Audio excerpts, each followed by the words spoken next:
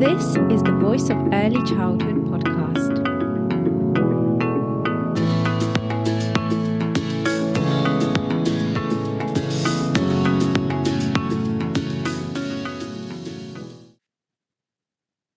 Hello, everyone. Welcome to the Voice of Early Childhood podcast. My name is Angelica Solinska. I'm the founder of the Voice of Early Childhood and the host.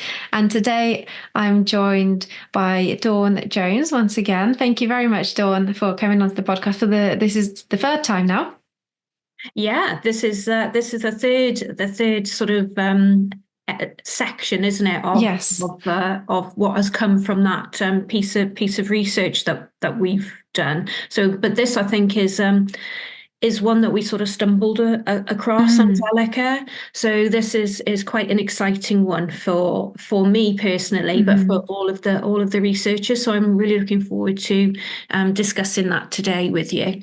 Yeah, brilliant. And I'm really excited because I'm very much, I'm really still into research. And I was always quite interested, I guess, almost like strangely by the methodology and method side of things, which a lot of the time can be a little bit more of the boring side in research, unfortunately. And they're certainly quite difficult to write up once you're there and plan as well. But I love that side of things. And I did my BA and MA research around the mosaic approach and extending that. So I think this, for me personally, is really a big interest. So I'm really excited to hear how this kind of all flourished and came about. And so I was just going to say as well, actually, why don't you give us just a short introduction to the research, because not everyone may have listened to the previous episodes. So it would be great to hear, the universities involved and just a little outline. Yeah, so basically it's a joint research project between the University of Wolverhampton and the University of Wales, Trinity St David's, based in Carmarthen. And the idea stemmed from and me listening to my 4-year-old grandson and about certain things that were happening within school.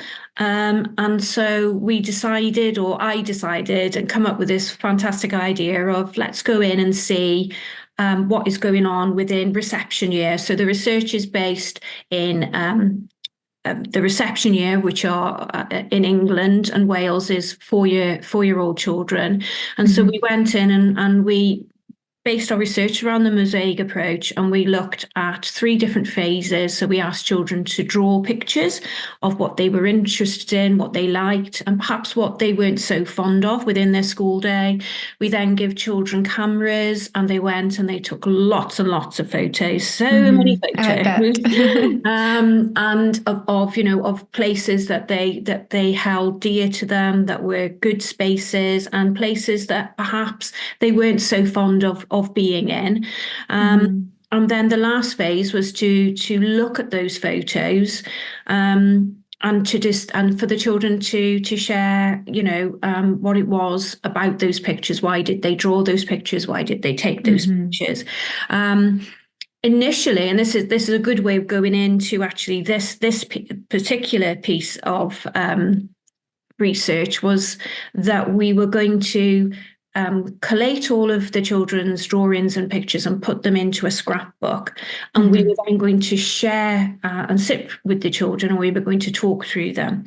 But what we found was that we had so many pictures that to actually put them all in the book would have been just we would never have done it within an appropriate time span. Yeah. So we had to share the pictures were actually the children's pictures and drawings were shared on a laptop, and we actually recorded ourselves with sometimes it was with one child, sometimes it was with a small group, depending on how the children wanted to do it, because obviously they are the co-researchers. So we worked alongside and with the children, and we video recorded what children were sharing, their ideas that they were sharing with us, and we were having these discussions. And it was then really, Angelica, that we went away, obviously, with those recordings, each of us, so myself, Glenda from Trinity, and Selena who's a colleague in Wolverhampton, and we worked sort of, separately looking at our research. And it was, on those joint where we came together to discuss it, that we suddenly realised we were doing very similar things with this compiling the scrapbook. So just to make it clear, each child that was a co-researcher within the research were given all of their drawings, all of the pictures that they took, and they were and all of the words that they spoke and the ideas that they shared were presented to them in a scrapbook to keep. There were additional pages at the end of the scrapbook so that they could continue to add, favourite things and their ideas. And these were shared with the children and presented to them. And we also did a big scrapbook so that we could give it to the school. So all of those children who had not participated didn't feel as though their ideas and their opinions weren't valued. So that was, really, really important as well. But that is how it came about, the scrapbooking idea, basically. So I can share with you that when I was doing the scrapbooks, they were taking a huge amount of time. I think I've written that they took an inordinate amount of time to compile. And I think the reason for that was because what I was finding was I was spending so much time almost like having, I call it pondering, but that critical reflection on the picture, the drawing, but what the child was actually saying and what that meant. And then I suddenly realised that this was actually a piece of methodology in its own right. Yeah. And I guess you're not looking at each individual method individually, like the photos on their own and the drawings, like you just said, as you're pondering. I guess you're probably looking at it all together, that amalgamation, and putting them together, and then considering what the child was saying through this. Yeah, and it was like really allowing you, because we work in a very fast pace. We are all on that hamster wheel, aren't we? But I think what this allowed was when I was feeling, oh my goodness, this is taking too long. I need to get these done. It was actually no, I don't. I actually need to be really savouring this opportunity to really. I was actually in the research. I was actually part of it, and I was really having those really deep reflective opportunities to really consider all of these wonderful ideas that the children had, and to look at at the pictures and to see where had they spent most of their time, what was it that they were saying, and how sort of did that, there was like, how did that thread through their opinion of the space that they found themselves in within their school environment. And then I wondered, well, I wonder if everybody else is it just me, or is everybody else experiencing this kind of thing? And we suddenly, it was one of those kind of wow moments, I think, where you suddenly you're fortunate enough that you stumble across something that is like, oh, this could be really, useful, and this is really interesting, what it is that we're doing, and so that's really how then, of course, me being me, I went away and thought, right, okay, I want to share this with everybody, because we were thinking it's such a simple idea. It's not expensive, because a scrapbook can be anything. A scrapbook can be pieces of cereal box put together. It can be anything, and it's a way of I think gathering ideas and being, you can be creative, of putting those ideas down and then sitting and talking through those ideas. And I think that really helps to listen. I think it really helps us to listen, to hear what is being said. sometimes in the busyness of the day, especially when we're with very young, with young children, sometimes you don't always have that. But when you go back and you sit and you look and you've got that, then I think that provides you or presents you with those opportunities to, and I think that helps again with how we respond to, listen to, and follow through what children are saying to us. I think it's a really important tool. I think that this could be a really important tool. And so that's what's exciting really about it.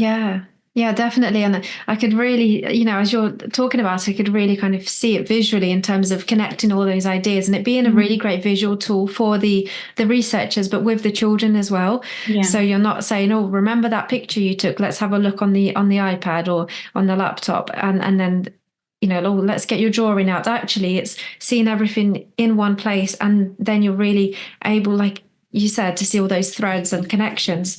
I think it just seems like a fantastic tool for shared reflection and communication to come through. And when you were saying as well, actually, the slowing down part, as researchers, we often don't get or give ourselves enough time to step back and really reflect and ponder, like you were saying, and go kind of deeper into the research and especially into the materials that we've gathered. And it really made me think of Professor Alison Clark's actually more recent work around slowing down, slow pedagogy. And, this connects it very well to the mosaic approach, which is her work as well. And it's almost like you've kind of come in between and kind of brought them things together.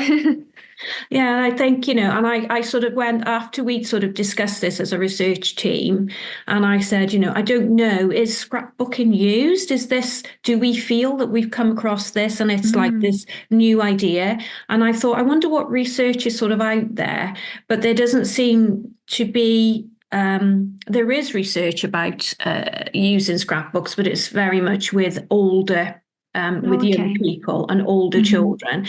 And of course, our research is I like to research with very young children, and I think that this is a really good opportunity for opening the doors, because I think I've spoke, if other people have listened to the other episodes or have heard me talk about how research is not just for those in higher education, but research should be for everybody. And I think that this tool, particularly, we feel is a really exciting opportunity for practitioners within practice, and also students to use as a nice way of coming into research. It's not a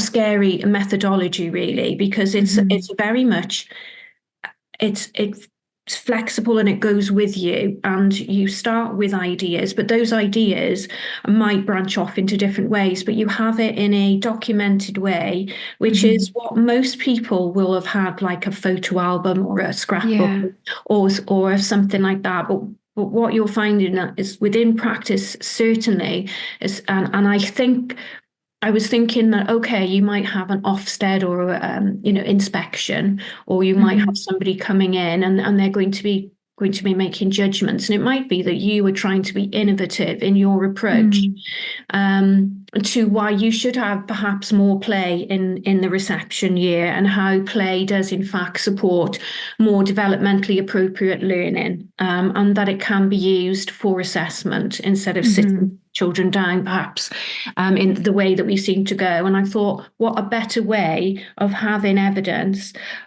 than having something like that has been done in collaboration with children and with you as practitioners, reception teachers. You've got, if an inspector says to you, well, that's not going to work. Say, well, excuse me. If you just like to look, and you've got this wonderful, and the voice of the child, I mean, is so predominant because you are working alongside and collaborating with. And I just thought, I haven't quite worked out all of it, but I am actually going to start now next week a piece of research with a school where we're going to see how this works, and we're going to be working on the ideas of. Based on what some of the children said about the blue mat, we're going to use it. The children weren't so keen on sitting for long periods of time on this blue mat. And we discussed that in the last episode, didn't we? On behaviour charts. Yes. And that's what I'm hoping now to move on and to do. And I'll hopefully have something to present. Well, I'm hoping at ISERA in Brighton in September. That's the plan. So it will be ongoing. But I just want to see. Sometimes, Angelica, you have things in your mind and you think this is how it might work, but you have to do it. This is a piece of action research, and that means that it has to happen, and how that might look, and then how it might be shared, so it's made accessible to practitioners and to students, and it.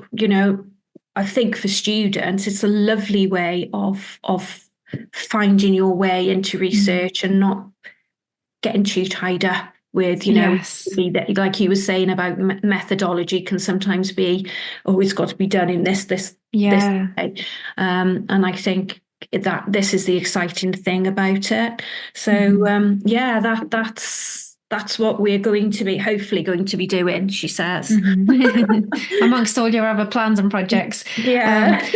But so this is a really creative and collaborative methodological tool, isn't it? So really appropriate for and appealing to researchers and students, like you say, and as well in practice, as you mentioned. So I guess a lot of practitioners don't see themselves as researchers or conducting action research, and they may not necessarily, if they want to make changes, they may not necessarily go through that action research cycle that we know in terms of, the academic side of things.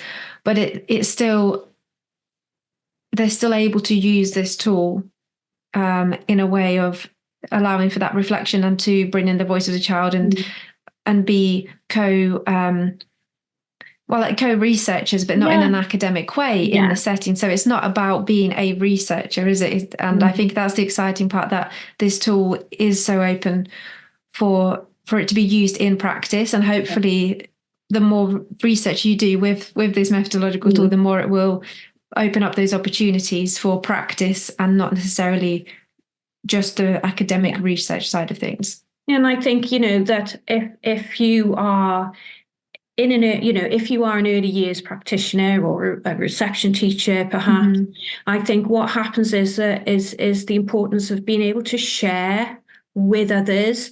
And so if you are, I don't know, we'll use the blue mat, or it might be that, the outdoor space is not working for children. So instead of coming from an adult perspective of, right, so we'll put this in or that in, how about saying, okay, so we're having, this space isn't working for you. What is it that we need to do?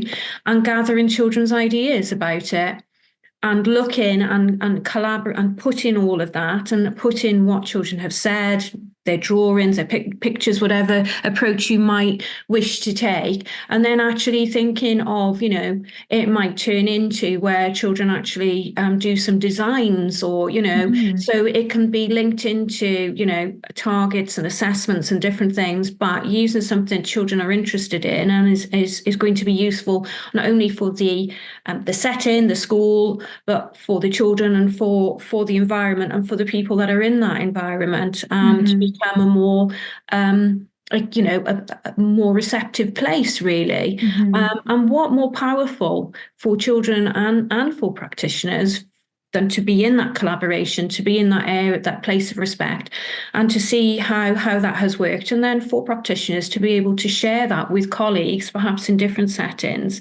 And I think that's, I spoke earlier about those sparks. And I think that is just fabulous practice. And, and it really sort of says, look at what we can do. It's very powerful for practitioners and also for children. And that's the sparks that, you can start those wildfires. That's why we want wildfires spreading across all of early years practice, empowering these really professional, early years workers who are often, they're not listened to either, really. And so I feel that this is could be a really powerful and an inventive and creative tool.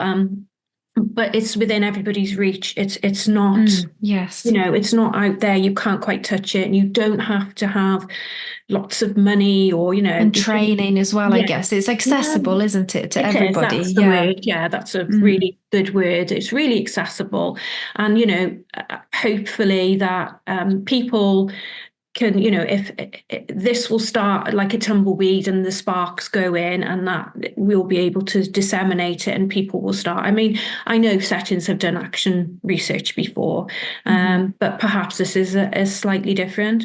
And I think as well, Angelica, we both work with students, and we know that students sometimes do get involved in research, but I think it would be really lovely if we could have more students involved in research and more students really participating and really seeing the process perhaps from our side, which might be slightly different to what happens within a setting, but to see all of those processes. But if you're in it, it becomes something really personal to you, and you really begin to understand the real significance and the reason why we do research and the really positive impact it can have.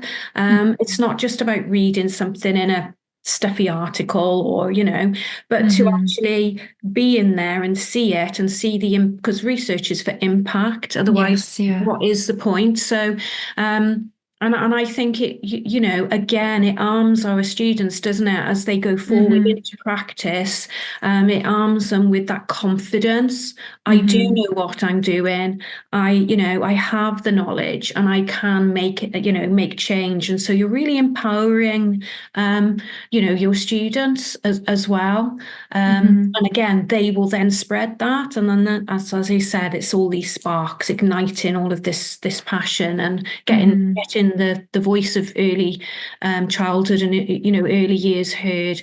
So it's a simple idea, but I feel it's got movement in it, and and I'm quite excited to see where these ideas might go.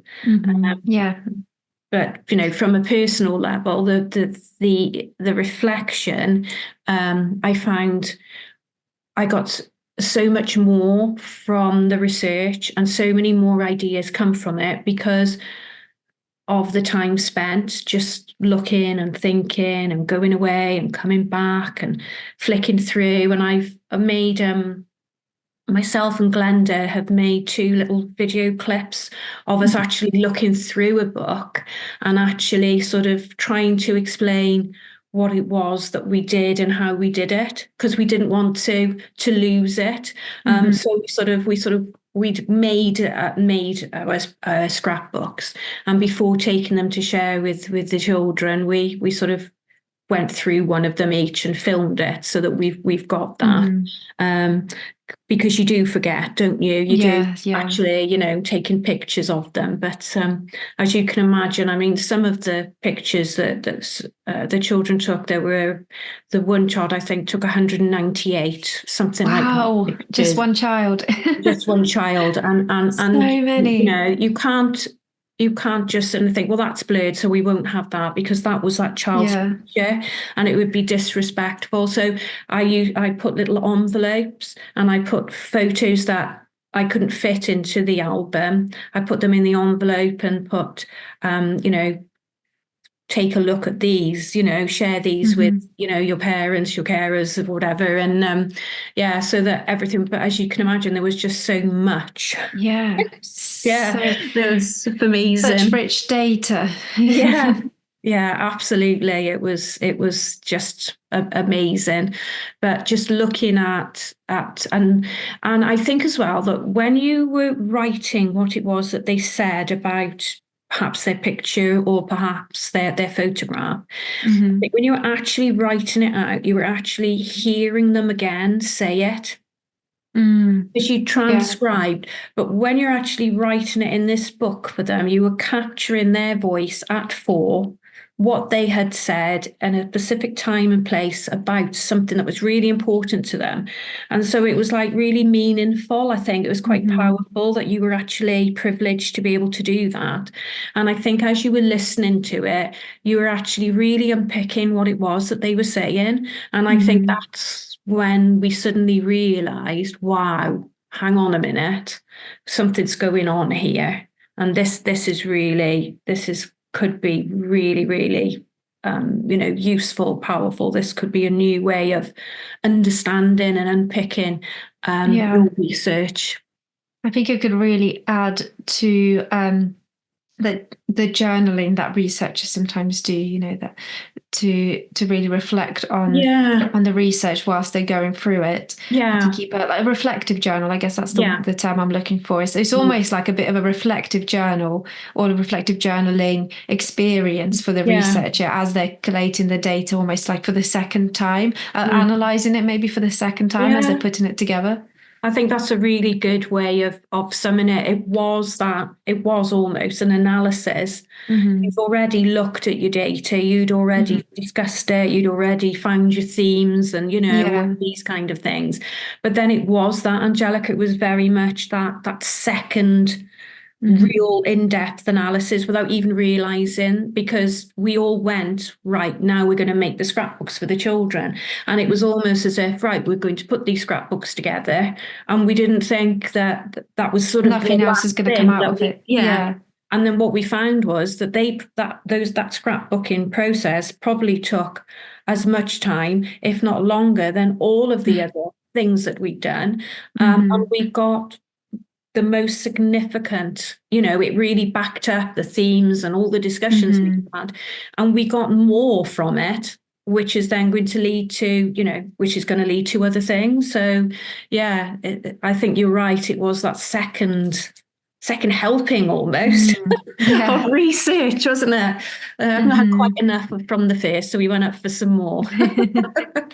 And even if it's not the methodological tool that is used by researchers in education, even if they just kind of have that mindset of, okay, so we've done our analysis and now we're going to maybe take a step back from it. I always say to my students when they're writing essays, actually, just, make sure you give yourself enough time for the deadline, and then make sure you give yourself enough time before submission so you can have a few days away from it, maybe a day or two away from your writing, and you come back with a fresh pair of eyes, and then you can really start to maybe see things that you want to change or can see a few mistakes to tweak.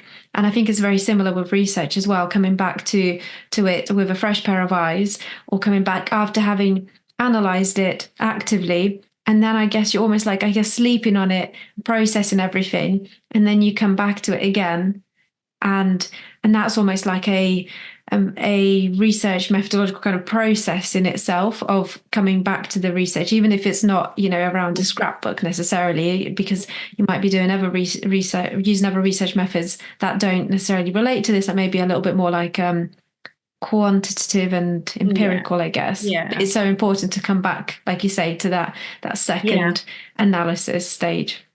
Oh yeah, yeah, absolutely. And it was, and I think that the most exciting thing for us was that it was so unexpected that we Hmm. didn't expect it, but that what it's done is it's opened that the possibility of how when you do the mosaic approach is such a fantastic participatory piece, a Hmm. tool, isn't it, for actually working with those who perhaps, well, very often don't have voice Hmm. or are not in that position where they can verbalize. Yes. And so it's so lovely that you can use all these different and then things, and then you put them all together at the end. And as the mosaic work suggests, and you have a piece of this really participatory research.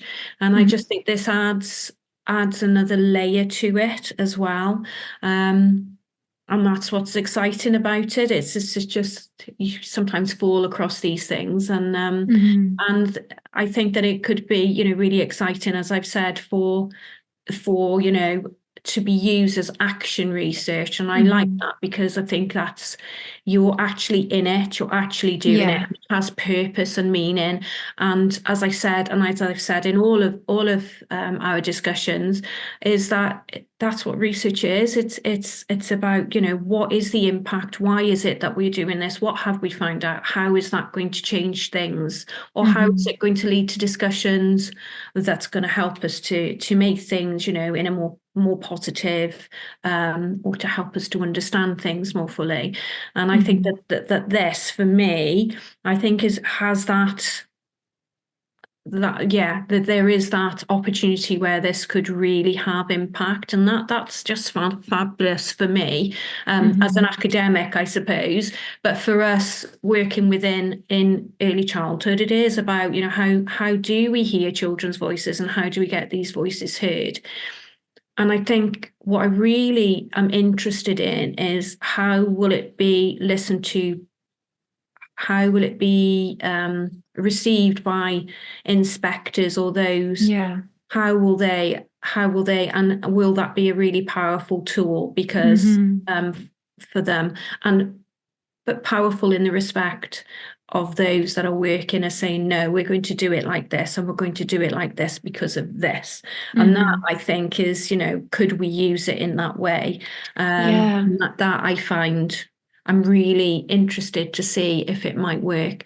I know that the scrapbooks, the completed scrapbooks, were used in a inspection to support children's voice and children's participation within one of the schools. And I know that they went down well, but that was just, well, this is what the children have done, but how much more powerful to have it to say, but from this and this is going to be, or from this we have learned, and we can now do this and, so it's that's for me, that's the next step, and would be much more meaningful for me, for the children. Hiya, just quickly, I wanted to ask a favour from all of the listeners and viewers.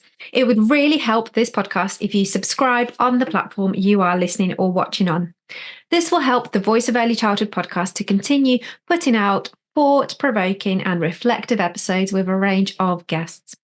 And if you are enjoying listening to this podcast, please do share it with someone else who you think would love it too. And of course, as always, we encourage you to share your voice too. If you have reflections, thoughts, and comments, please do share this episode on social media with your comments and tag the Voice of Early Childhood. Let's keep these thought-provoking discussions going. Thank you. I'll let you get back to the episode now. So some practitioners already do work like this, in terms of maybe they do have scrapbooks or something similar, but it really reminds you of, like, well, firstly, project work and like the Reggio Emilia approach. And I guess even if you're not very kind of Reggio based, sometimes settings do have, and I've worked in settings previously where they'd write observations and put photographs on a board, like a whiteboard or a kind of clear board they've got up on the wall, a bit like a notice board, I guess, or a display board, really using it actively, and not just as display, actually using it as documentation. And so children, I guess, parents can see if they come into the setting, and parents and families, and children may also be able to see if it's on a lower level, but it's not necessarily a collaborative tool. So this is an extension of that. And then I also thought, how we have, I haven't really heard this term in a while now, joint observations. But, when we'd have an observation with, well, two educators conduct an observation, and maybe that is usually with a manager and an apprentice, for instance. And do we still, I don't really know if, again, this is something I've not heard for a while, like Ofsted coming in and doing an observation with the manager. So that kind of reminds me of that as well, but with the children. So joint observations with children, I think it has that opportunity of saying to the children, why don't you know if they've created something and we go and take a photo of their structure or something and then we write an observation about it, actually handing them the camera and say, wow, fantastic, you know, they came to us and they're so proud of it, and then we can say, here you go, take a photo, or they can access a camera themselves and go and take a photo, and then that will be the observation that you as the adult then write about, and the child can contribute with you, wherever you write your observations, whether it will be in a scrapbook or on a whiteboard, or maybe in an online software tool. But it really, everything we're talking about now, kind of whichever method you choose to use, everything is very much about joining up with the child and having that collaborative approach to documenting their learning. I think that's really exciting. It kind of gives that space. It opens it up to, you know, collaborating with children and hearing their voice in our documentation. It kind of reminds me of what you wrote in your article around Scrapbooks, being able to provide documentary evidence in a more developmentally appropriate manner. So I guess when children can take part in that as well, I don't know if that's what you meant by it, but that's kind of like what I'm taking from everything.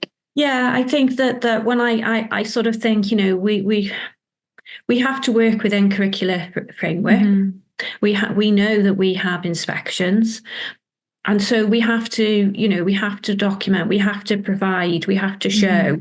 But I personally don't feel that 4-year-old children and younger should be using pencil grips and sitting for long periods of time and, you know, learning in that more formalized way. I think there should be play, there should be, you know, children should be out and they should be engaged in play. And that, as practitioners, we know, we have the knowledge that we can see what his interest in, and that we can work in a more collaborative way, and that through perhaps that collaboration we can use documented evidence, but of evidence that's come from the child and with us as those adults that support, scaffold, you know, that extend and do all of those really important things that practitioners, you know, do, but in a much more developmentally appropriate way, where children are curious and are, you know, ingrained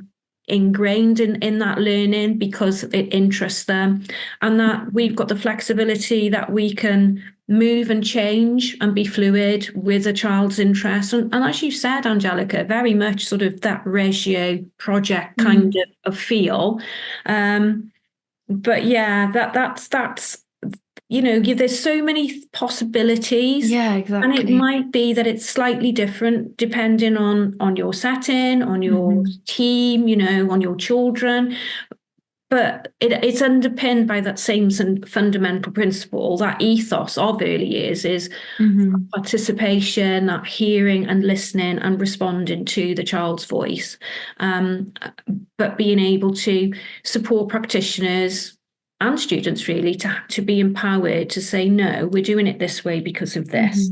And I think, you know, we have got to have that as well, haven't we? And definitely, and it's very much about advocacy. I was just going to say, you know, this is really active advocacy, and it's not that kind of scary kind of activism and advocacy that we often kind of think of when we hear those terms. It's advocacy through day-to-day practices that we carry out generally anyway, and it's just having that confidence to say, this is the best thing for us and our children. This is the early years way, I guess. Yeah, and you know, and we're doing a really grand job, which they are doing, and we are, you know, and look at all the wonderful, and I think, you know, the wonderful things that go on. Look at the learning, and they know how to map and do all of that, and there it all is. There's your evidence, and you've got it all in this lovely, creative, innovative, you know. You know, this scrapbook, as you know, it might start from an initial idea of the child as, you know, they're not happy with the blue mat. Okay, so what are we going to do about that? And, you know, they're going to come up with some amazing ideas like settees, and we had all sorts, teepees, and, you know, you've got a certain amount of space. And so you do need adult guidance. You can't just, it's not just children are going to do whatever they want to do, but it's about that collaboration, isn't it? Okay, so we've got this. So what are we going to do? what is it that we're going to do about it together? And I think that's a really powerful message for children, that we can listen, we can listen to your ideas. We might not be able to do all of them, but then there's that respect, isn't it? And that you're being taken seriously. It's not that tokenistic right of the day nonsense. Sorry, what is that? Yeah. And it's that really powerful message, I think. And I think that's what hopefully this is going to be part of that movement towards more of that within early years, hopefully, she says. I think so. And as you were writing, I was just writing some notes as well from my thoughts of this. And I do think that with the scrapbook as well, it could be a great opportunity for educators to be able to share the documentation with stakeholders such as Ofsted in an easier way. So there's not as much pressure. It's more visual. They're really owning their work and sharing the child's voice rather than I know Ofsted doesn't really want to see a folder of observations as such anymore, but still, when talking to an inspector, you may feel a little bit stressed, under pressure, and having something visual and really lovely that you have created with the children, and you are the expert in that. You and the children are the expert. You know exactly what all of the photos, the drawings, and the little ideas and bullet points are about. You kind of can really piece that together in a lovely way as you speak about it. It's almost like a medium for discussion. I guess it's a way of sharing and showcasing your practice as well, rather than having it all just written down in a folder or in an app, and then you've got to kind of think, oh gosh, which one shall I show the inspector, or do I even show them anything? Actually, this is just really lovely without having to feel that much pressure, I guess. Yeah, and I think as well it shows that I think it's got that honesty about it, that it can show that sometimes children aren't happy with certain things, and that is responded to and worked through. It might be that the children have come up with a fantastic idea, and then that's used as a piece of action research, and that practice has changed because of those ideas, of those thoughts. And so it could be any number of things that this has a possibility to support. And again, as I said, that really powerful tool of sharing it with other settings, with other, having that time to share, your good practice and your ideas. And it might be you meet with somebody and they say, oh, we're really struggling with, with this and this. And it's, oh, right, well, have you tried this? And that's what I mean by those sparks of that shared and support in practice and getting it out there, really, because it's something that everybody can do, which is a really, it's useful, isn't it? It's something that can be used, and that's what I like about it. It's just not something that's going to be written up and stuck somewhere in a stuffy old journal. Exactly, yeah, forgotten about, yeah. Yeah, and I can be very excited for 6 months about it, and I can go and share it all around conferences or whatever, and then nothing ever happens, and I don't, what is the point of that? So I want it to be something that is useful and has purpose, but most importantly, I want it to empower our practitioners and our students, and I want it to empower and give voice to early childhood and to the children, and I really feel quite strongly about hearing and listening to children. I think that's just so important, but in a realistic and really listening to them, because sometimes that's uncomfortable. Sometimes they tell us things that we and it's difficult, it's challenging. How do you how are we going to change the blue mat? What is the resolution going to be there? It's going to be quite tricky, and that's why I'm quite excited about it, because it's not a simple thing. And it takes you out as a teacher. It takes you out of your comfort zone, because there is an aspect of you not having complete control. And when you've got 30 children, that's quite a scary prospect. So I think that's what is good about this, is that it's confronting and it's challenging, but the exciting thing is what it might lead to and how it might impact upon practice in a more positive way. So that's how I'm coming at it, and that's the message really that I want. It's not just going to be all lovely. There are going to be some aspects within practice that might be more challenging than others, but we shouldn't be scared to tackle them. We should have the confidence to think, right, okay, let's see what we can do together to make those changes. So I think that's another important message as well, really, to come from this. Definitely being open to those changes and open to all the possibilities, like you're saying. You didn't know that this was going to come about from your own research, and it did. It's just about allowing things to flourish, I guess, and I guess you allow that through slowing down a little bit, like we were saying earlier. Yeah, it's so important to have that. It's like you say with Alison Clark. It's really timely that lovely the lovely book, and I've got that and I've read it, and it's just wonderful. And the things that she says in it, it is that slowing down, isn't it? And allowing yourself and not feeling guilty about slowing down, but taking the time. And from my point of view, the wonderful thing that has actually come from me slowing down, would I have missed that if I had just gone in and just thought, right, let's get these scrapbooks done? Exactly. That really was, there's so many of them, and there's all of these, how am I going to do this? Whose idea was this? I think I said to myself, was this your idea? Oh God, and then actually just finding myself actually wallowing and pondering and just immersing myself. And, I think my husband said, are you still doing those scrapbooks? And I was going, I haven't even finished the first one, gosh. And it was just, it was, really, I'm so glad that I did it though, Angelica. I am just so glad, because such a lot of richness has come, and exciting possibilities have come from it. So take time. Definitely, that's what research should be all about. All of this, like you say, the deep reflections, pondering and wallowing, and that can only be allowed through that time. And Dawn, I was going to say, I absolutely love how you truly embody accessibility of research throughout everything that you were saying. I really wanted to make sure that I pick up on that, because that is just so important, really ensuring that research creates, like you say, impact for practice. So it's useful, purposeful, makes a difference to children and educators. And you talk about empowering educators and truly bridging that gap between academia and practice.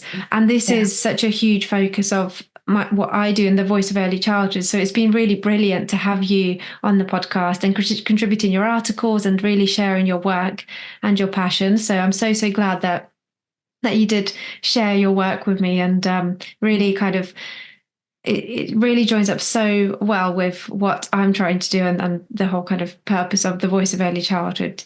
So important. Thank you. It's been really, really, really lovely to be able to share all of my bonkers ideas, as I call it. So it's been a real joy to be able to come on and to spend the time to talk with you, Angelica. So thank you for having me. And I'm sure that lots of the listeners and viewers will take so many reflections from all of this, and lots of practical things to take away as well as those deeper reflections and pondering and thinking about their own practice, and I guess starting to even problematize things, like you were saying about the behaviour management, especially. That was like the really really interesting episode of like, how do we do things differently, and reflecting on why do we do what we do, and is it just because we've always done it that way? So from things like that to methodological tools.